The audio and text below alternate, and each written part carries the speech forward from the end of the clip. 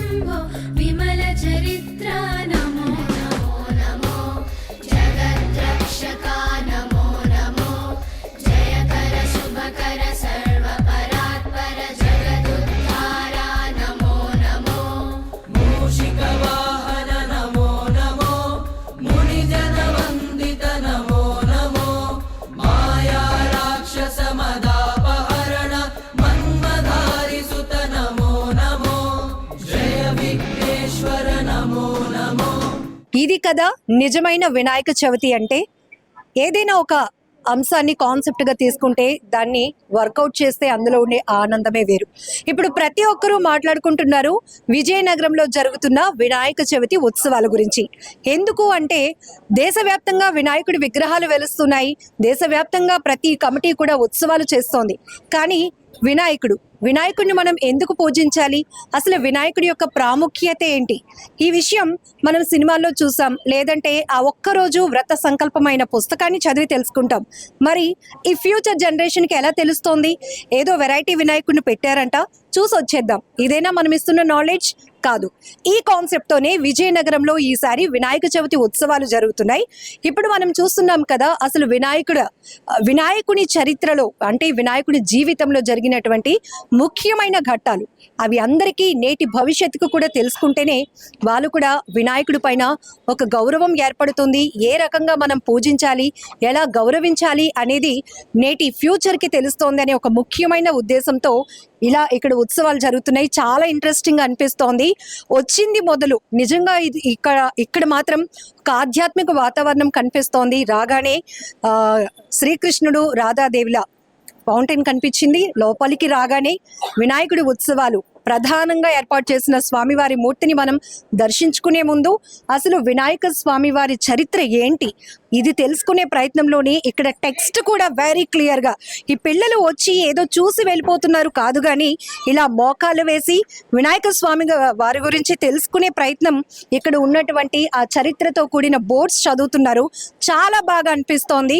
ఒకసారి కెమెరా అటువైపు చూపిస్తే చిన్న పిల్లల నుంచి పెద్దవాళ్ళ వరకు విజయనగరంలో జరుగుతున్న వినాయకుడు ఉత్సవాలు చూడటానికి తరలి వస్తున్నారంటే ఇక్కడ ఇంపార్టెన్సే కాదు, ఎంత మంచి థీమ్ ఇది, సూపర్ సక్సెస్ అయిందని అయితే మనం చెప్పుకోవచ్చు. జస్ట్ మనం లోపలికి ఎంటర్ అవ్వగానే కైలాసంలో ముందు పార్వతీదేవి నలుగుతో వినాయక స్వామి వారిని ఎలా తయారు చేశారు, ఆ తర్వాత కొంత కాన్వర్జేషన్ జరుగుతూ ఉంటుంది. మీకు సమయం తక్కువ ఉంది కాబట్టి నేను షార్ట్ చేసి చెప్పేస్తున్నాను. ఇక్కడ మాత్రం చాలా క్లియర్గా పిల్లలందరికీ అర్థమయ్యేలాగా రాశారు. ప్రతి ఒక్క అంశం కూడా ఫస్ట్ నుంచి అసలు స్వామివారిని పార్వతీదేవి ఎలా తయారు చేశారు, ఆ తర్వాత ఆయన శిరస్సు ఎలా ఖండించబడింది, అప్పుడు ఉన్నటువంటి దేవతామూర్తుల యొక్క ఇంపార్టెన్స్ ఏంటి, ఇవన్నీ ఇక్కడ మనం నందీశ్వరుడు, ఇంద్రుడు, విష్ణుమూర్తి, అక్కడ విఘ్నేశ్వరుడు శిరస్సు ఖండించిన సందర్భాన్ని చూస్తున్నాం, పార్వతీదేవి అలాగే పరమశివుడు. ఇవన్నీ కూడా ఇక్కడ కొంతమంది స్కూల్ పిల్లలు కూడా వచ్చి మోకాలేసి మరి ఆ బోర్డుని చదువుతూ వాళ్ళు చాలా నాలెడ్జ్ తీసుకుంటున్నారు. ఒకసారి పిల్లలతో కూడా మాట్లాడదాం. జనరల్గా వినాయక చవితి చేస్తారా ఇంట్లో? ఎస్ మ్యామ్, చేస్తాం. మరి బుక్ చదువుతారు కదా, అమ్మ కానీ నాన్న కానీ ఎవరొకరు బుక్ చదువుతారు కదా. స్టోరీ తెలుసా మీకు, వినాయకుడి స్టోరీ? తెలుసు. ఏం తెలుసు అంటే స్టార్టింగ్ పార్వతీదేవి నలుగుతోని వినాయకుడిని ప్రాణం పోస్తుంది. అయితేనేమో తను స్నానం చేస్తున్న సమయంలో వినాయకుడిని కాపలా పెడుతుంది. అప్పుడు పరమశివుడు వచ్చినప్పుడు వినాయకుడు అడ్డుకోగా పరమశివుడికి అత్యంత కోపం వచ్చి వినాయకుడి శిరస్సుని ఖండిస్తారు. అది చూసిన పార్వతీదేవి బాధతో వచ్చినప్పుడు ఒక రాక్షసుడు తల తీసి పెడతారు. ఆ రాక్షసుడు కోరిక మీదగా పరమశివుడిని అడుగుతారు, అంటే నేను అందరి చేత పూజించాలని. దానివల్ల గణేశుడి యొక్క ఇది అయింది. ఇక్కడ ఈ టెక్స్ట్ చదివావు కదా, మీ ఫ్రెండ్స్ కూడా చదివారు కదా, అది కళ్ళకు కట్టినట్టు విజువల్ గా నీకు అనిపించిందా? చాలా బాగా అనిపించింది. స్వామి గారు బుక్ చదివినప్పుడు అందులో ఉన్న కథ ఎలా ఉంటుందో ఇక్కడ థీమ్ కూడా అలా కనిపించింది. చాలా సేమ్ గా ఉంది. ఏమనిపించింది ఇక్కడ రాగానే? ఇక్కడ చాలా బాగుంది. ఇంకా దీన్ని టెక్స్ట్ చదివినంటే నాకు ఫుల్ గా వచ్చింది విజువల్, చాలా నాలెడ్జ్ వచ్చింది. టెక్స్ట్ కి కనెక్ట్ అవుతూ ఇక్కడ ఉన్నటువంటి విగ్రహాలు కూడా ఉన్నాయి. చాలా బాగుంది ఇక్కడ. ఇదే నేను చెప్పాను కదా ఎందుకు ఇంత ఇంపార్టెన్స్ ఇక్కడ జరుగుతున్న ఉత్సవాల కోసం అంటే ఈవెన్ మనం కూడా చాలా స్టోరీస్ చదువుతాం, ఆ క్యారెక్టర్స్ ఇమాజినేషన్ చేసుకునేటప్పుడు కనెక్ట్ అవుతూ ఉంటాం. ఈసారి మాత్రం ఇక్కడికి వచ్చిన ప్రతి ఒక్కరికి ఈవెన్ బేసిక్ నాలెడ్జ్ ఉన్న వాళ్ళ నుంచి పెద్దవాళ్ళ వరకు ఇక్కడ వినాయకుని యొక్క చరిత్ర కళ్ళకు కట్టినట్లు కనిపిస్తూ ఉంది. ఇంకా నెక్స్ట్ స్టేజ్కి వెళ్దాము. సో ఇక్కడ ఫస్ట్ ఏదైతే స్వామివారి జీవితంలో జరిగినటువంటి ముఖ్యమైన ఘట్టానికి సంబంధించిన అంశం అక్కడ క్లోజ్ అయిన వెంటనే ఇక్కడ అసలు స్వామివారికి కుడుములు ఉండ్రాళ్ళు ఇష్టంగా మనం ఎందుకు చేసి పెడతాము, ఇవన్నీ కూడా అంటే అప్పట్లోనే దేవతామూర్తులు స్వామివారికి ఉత్సవం చేసినప్పుడు వినాయక చవితి వ్రతం చేసినప్పుడు ఏమి ప్రసాదం పెట్టారు, ఎందుకు పెట్టాల్సి వచ్చింది, మనం భాద్రపద శుద్ధ చవితి నాడే స్వామివారిని ఎందుకు పూజిస్తాము అనేది ఏదో ఎవరో చెప్పేస్తే లేదంటే పుస్తకాల్లో చదివేసి ఫాలో అవడం కాదు. దానికి కనెక్ట్ అయినటువంటి పాయింట్ను కూడా ఇక్కడ చాలా స్పెసిఫిక్గా మెన్షన్ చేస్తూ పిల్లలకి మెయిన్గా వీళ్ళ కాన్సెప్ట్ కూడా ఫ్యూచర్ జనరేషన్కి వినాయకుడి కోసం పూర్తి స్థాయిలో తెలియాలి, అదే కాన్సెప్ట్తో ఇక్కడ ఉత్సవాలు జరిగాయి. ఇక్కడ మీరు చూడొచ్చు టెక్స్ట్ కూడా. సో పూర్తిగా అంటే టైం తక్కువగా ఉండటం వల్ల నేను మీకు షార్ట్ చేసి చెప్తున్నాను. ఎందుకు మనం భాద్రపద శుద్ధ చవితి నాడు చేస్తాము, విఘ్నేశ్వరుడికి కుడుములు ఉండ్రాళ్ళు పిండి వంటలు ఎందుకు సమర్పిస్తాము, దానివల్ల వినాయక స్వామి వారు ఎందుకు అంత హ్యాపీ అవుతారు ఆ ప్రసాదం వల్ల అని ఇక్కడ కూడా మనం ఇది సెకండ్ స్టేజ్లో చూస్తాము. సో మెయిన్గా ఇది ప్రధాన మూర్తిని పెట్టడం జరిగింది. స్వామివారు కూడా ఎంతో చాలా ఆధ్యాత్మికమైనటువంటి వాతావరణం కనపడుతోంది. ఖచ్చితంగా ఏదో క్రేజీనెస్ కోసమో లేకపోతే వైరల్ అయిపోయి ఫేమస్ అవ్వడము అనే థాట్స్ కాకుండా రకరకాల వినాయకుడిని మనం చూస్తున్నాం, ప్రతిమలు. నిజానికి వినాయకుడు ఒక్కడే స్వామివారు, ఎందుకంటే ఎటువంటి విఘ్నాలు లేకుండా ఏ శుభకార్యమైనా దిగ్విజయంగా జరిపించు స్వామి అని తొలి పూజ చేసేది ఆ వినాయక స్వామి వారికి. కానీ కొన్ని ఉత్సవాలు వికృతమైన చేష్టలకు కూడా తావిస్తున్నాయి. క్రేజ్ అని లేకపోతే ఇంకొకటని, ఇంకా అట్రాక్ట్ చేయాలని, ఫేమస్ అయిపోవాలని, ఇంకా నేను చెప్పలేను. కానీ అది కాదు.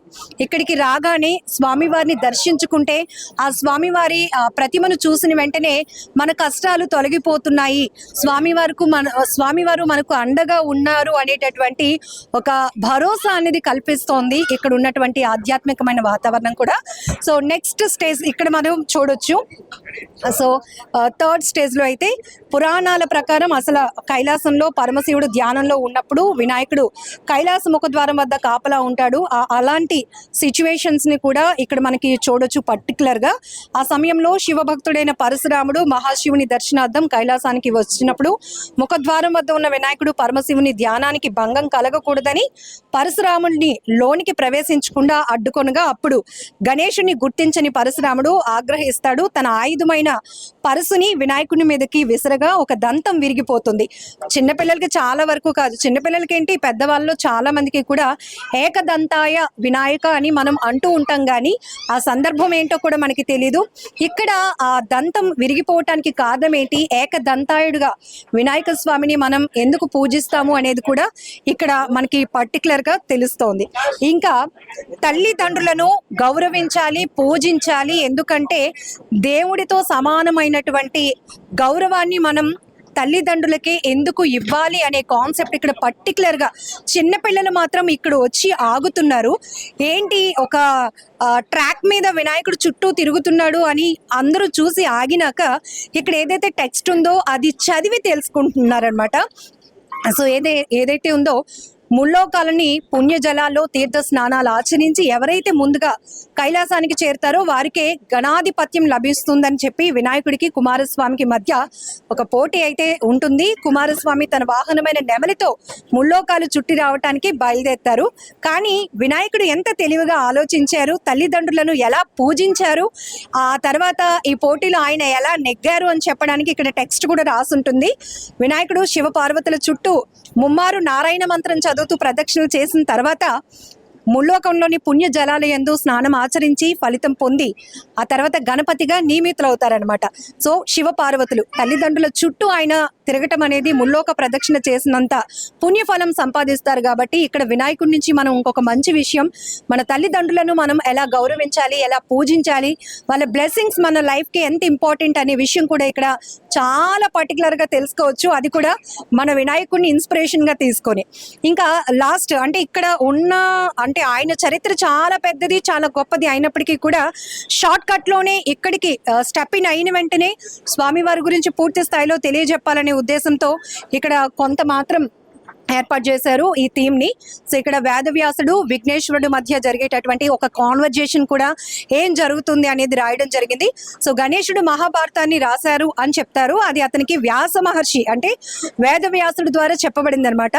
వ్యాసుడు పురాణ పారాయణం చేస్తున్నప్పుడు ఆగకూడదని, గణేశుడు రాసేటప్పుడు ఆగకూడదని, గణేశుడు కేవలం రాయటమే కాదు దానిలో ప్రతి శ్లోకాన్ని కూడా అర్థం చేసుకోవాలన్న ఒక షరతుతో అది జరిగిందని, ఇతిహాసాన్ని పూర్తి చేయడానికి 3 సంవత్సరాలు నిరంతరాయంగా మాట్లాడటం మరియు రాయటం జరిగిందని పురాణాలు ఏవైతే ప్రముఖ పురాణాలు చెప్తున్నాయో ఆ పురాణం యొక్క అంశాన్ని కూడా ఇక్కడ వివరిస్తూ ఇక్కడ వేదవ్యాసుని యొక్క విగ్రహాన్ని, విఘ్నేశ్వరుని యొక్క విగ్రహాన్ని కూడా ఏర్పాటు చేయడం జరిగింది.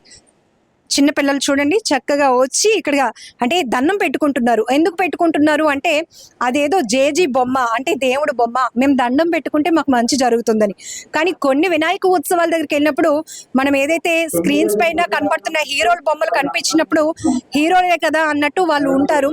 కనీసం అది దేవుడి బొమ్మ, మనం 2 చేతులు జోడించి దండం పెట్టాలి అనే విషయాన్ని కూడా కొంతమందికి తెలియట్లేదు. కానీ ఇక్కడికి వచ్చిన చిన్నపిల్లలు, పెద్దలు అందరూ కూడా వాళ్ళ పిల్లలకి ఒక నాలెడ్జ్ ఇవ్వడానికి అయితే ట్రై చేస్తున్నారు. ఆర్గనైజర్స్తో మాట్లాడదాం, అసలు ఇంత మంచి గొప్ప ఆలోచన చేసినందుకు అసలు ఎందుకు వాళ్ళకి ఆలోచన వచ్చింది, ఈ సెట్ అంతటికీ కూడా ఎంత ఖర్చు చేశారు, ఇక్కడ ఉత్సవాలు ఎన్ని రోజు జరుగుతాయి, ఇవన్నీ కూడా కమిటీ వాళ్ళని అడిగి తెలుసుకుందాం. కొత్త అగ్రహారం ఉత్సవ కమిటీ విజయనగరంలో నిర్వహిస్తున్న వినాయకుని ఉత్సవాలు దేశవ్యాప్తంగానే ప్రతి ఒక్కరిని అట్రాక్ట్ చేస్తున్నాయి, ఆకర్షిస్తున్నాయి అని చెప్పొచ్చు. పెద్ద చర్చ కూడా నడుస్తోంది, అబ్బా వీళ్ళకి ఇంత మంచి ఆలోచన వచ్చింది, ప్రతి ఒక్కరి కోసం ఆలోచించి వీళ్ళు ఉత్సవాలు చేస్తున్నారని. సో ఇంత మంచి ఆలోచన చేసిన ఉత్సవ కమిటీ వాళ్ళతో మాట్లాడదాం. దీనికోసం ఎంత ఖర్చు అయింది, ఎన్ని రోజులు ఇక్కడ ఉత్సవాలు జరగబోతున్నాయి, భక్తులు కూడా చాలా మంది వస్తున్నారు. ఈ రెస్పాన్స్ చూస్తే మీకు చాలా హ్యాపీ అనిపిస్తున్నట్టుంది. ఏంటంటే అసలు ఈ కాన్సెప్ట్ ఎందుకు తీసుకున్నారు? యాక్చువల్గా ఏంటంటే చిన్నపిల్లలకు కూడా అసలు వినాయక చవితి, వినాయకుడి గురించి తెలియాలి పూర్తిగా. ఏదో వినాయక చవితి అంటే ఏదో విగ్రహం పెట్టడం కాదు, పూర్తి స్టోరీ పిల్లలకు కూడా అందరికీ తెలియాలి, ఇప్పుడున్న జనరేషన్కి తెలియాలని మెయిన్ ఉద్దేశంతో వినాయకుడి చరిత్రలో కొన్ని మెయిన్ ఘట్టాలు అనుకున్నాం అనమాట పెడదాం అని చెప్పేసి. సో దాని ప్రకారం ప్లాన్ చేసుకున్నాం. సో చాలా బడ్జెట్ అయితే అయ్యింది. అవుట్ ఆఫ్ బడ్జెట్ వెళ్ళినా కూడా మేము అవన్నీ ఆలోచించకుండా ముందు అందరికీ తెలియాలి, ఆ దేవుడే చూసుకుంటాడు మిగతా విషయాలు అని చెప్పి మేము ధైర్యం చేసి దిగాం అనమాట. ఇది ఆల్మోస్ట్ ఒక 2 జనరేషన్స్ నుంచి మేము వినాయకుని పెడుతూనే వస్తున్నాము. మా సీనియర్స్ పెట్టారు, ఆ తర్వాత వాళ్ళని కంటిన్యూ అవుతూ మేము ఒక 15 ఇయర్స్, ఇది 15th ఇయర్ మాకు.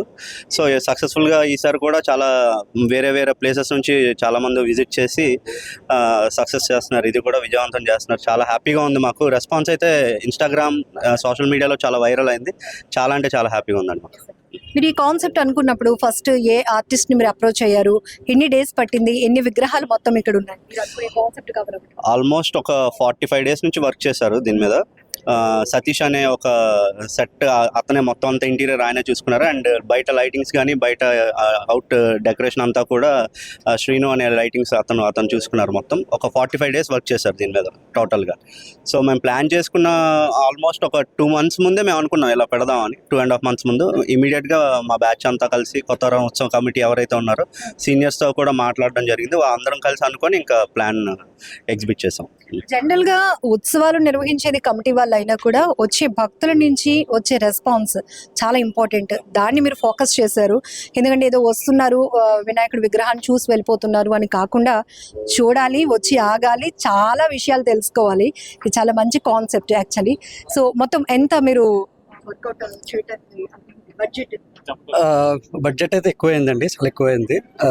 మా ఫ్రెండ్ చెప్పినట్టు ఓవర్ బడ్జెట్ అయినప్పటికీ కూడా మేము ముందుకు వచ్చాము. ఎందుకంటే మెయిన్ మేము అనుకున్నది పిల్లలు, ఈ జనరేషన్ పిల్లలు కథల గురించి వింటారు, అలాగే చదువుతారు, కానీ విజువల్లీ చూస్తేనే వాళ్ళకి ఇంకా బాగా అర్థమవుతుందన్న మెయిన్ ఉద్దేశంతో మేము ఈ కాన్సెప్ట్ ముందుకు తీసుకొచ్చామండి.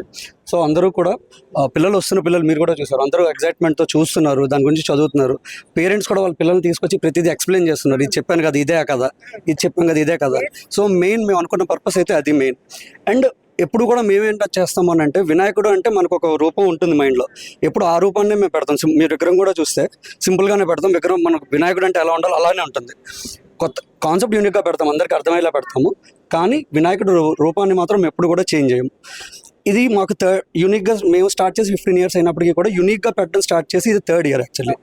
దీనికి ముందు పంచభూతాలు అనే కాన్సెప్ట్తో మన పంచభూతాలను రిప్రజెంట్ చేస్తూ 5 గణపతుల్ని చూపించాము. ఆ ముందు ఇయర్ మన భారతదేశంలోనే ఫేమస్ అయిన వినాయకుడు టెంపుల్స్ మనకున్న కాణిపాకం అవనివ్వండి, పూణేలో దగ్ధుసేత్ హల్వాయి గణపతి అవనివ్వండి, వీటిని రిప్రజెంట్ చేస్తూ 3 గణపతులతో పెట్టాం. అంతకు ముందు వరకు చిన్నగా ప్రారంభించాము, కానీ 3 years నుంచి యూనిక్గా ఇలా పెడుతూ అందరికీ వినాయకుడి గురించి మనం చదివే మైథలాజికల్ స్టోరీస్ గురించి కూడా తెలియాలి అనే మెయిన్ ఉద్దేశంతో ఈ ఇయర్ కూడా ఇలా ముందుకు వచ్చాం. మొత్తం మీరు సెట్లో చూసుకున్నట్టయితే 17 చిన్న చిన్న 17 బొమ్మలు ఉన్నాయి మనకి పెద్ద బొమ్మ కాకుండా 17 + 1 18 మొత్తం. దీని వర్క్ ప్లానింగ్ అంతా కూడా 4-5 months నుంచి జరుగుతుంది. వర్క్ అయితే యాక్చువల్ వర్క్ 45 days 40-45 days నుంచి స్టార్ట్ చేశారు. ఎంతోమంది వర్కర్స్ ఇలా కృషి చేస్తే అవుట్పుట్ ఫైనల్గా ఇలా తగ్గలిగింది. స్వామివారి హిస్టరీ చాలా ఉంది, బట్ కొంచెంలో ఎక్కువ చెప్పాలి. సో ఈ కాన్సెప్ట్ ముందు ఎవరిని అప్రోచ్ అయ్యారు? ఎవరైనా పురోహితుల్ని కానీ, ఎవరైనా టెంపుల్లో ఉన్నటువంటి పంతులు కానీ ఎవరైనా అప్రోచ్ అయ్యి మేము ఇలా అనుకుంటున్నాం, ఈ కాన్సెప్ట్ని మేము ఎట్లా తీసుకురావాలి అని ఏమైనా తీసుకున్నారా సజెషన్స్? చాలా జాగ్రత్త పడ్డాం. ముందు కాన్సెప్ట్ ఎంచుకున్నప్పుడే చాలా జాగ్రత్త పడ్డాం. ఎందుకంటే ప్రతి స్టోరీకి చాలా వెర్షన్స్ ఉంటాయి. ఒక వెర్షన్ చెప్తే ఇంకొక వెర్షన్ చెప్తారు. సో మేము అనాలిసిస్ చేసినప్పుడే, రీసెర్చ్ చేసినప్పుడే ఏది మేజర్గా ఉన్నాయి, ఎక్కువ ఇతిహాసాల్లో లేకపోతే ఎక్కువ డాక్యుమెంటరీస్లో కానీ ఆర్టికల్స్లో కానీ ఏది ఎక్కువగా మనకి ప్రాచుర్యంలో ఉన్నది ఆ కాన్సెప్ట్ని తీసుకొని రిప్రజెంట్ చేద్దాం అనుకున్నాం.